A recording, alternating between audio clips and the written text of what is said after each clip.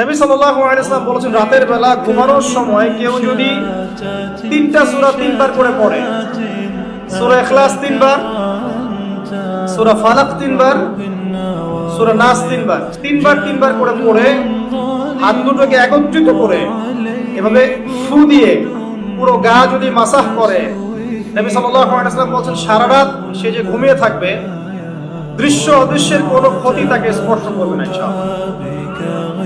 এই আমলটা কি করতে পারি না? আল্লাহ তৌফিক দান করুন। আরেকটা সূরা সম্পর্কে নবীজি বলেছেন, রাতের বেলা কেউ যদি ঘুমানোর সময় পড়ে বিছানায় গিয়ে, আল্লাহ রাব্বুল আলামিন তাকে শিরকের পাপ থেকে বাঁচিয়ে রাখবে ইনশাআল্লাহ আযজা ওয়া জাল্লা। শিরকের পাপ কি? আল্লাহর সাথে অংশীদার করা, যেই পাপের কারণে প্রতি 1999 জন মানুষ জাহান্নামে যাবে। এটা কোন সূরা আগে বলে নেই, এই সূরার নাম হচ্ছে সূরাতুল কাফিরুন। কুল ইয়া আইয়ুহাল কাফিরুন লা আ'বুদু মা তা'বুদুন। এই সূরাটা যে ব্যক্তি রাতের বেলা বিছানায় গিয়ে পড়বে, আল্লাহ রাব্বুল আলামিন তাকে শিরকের পাপ থেকে নিজেই বাঁচিয়ে রাখবেন ইনশাআল্লাহ।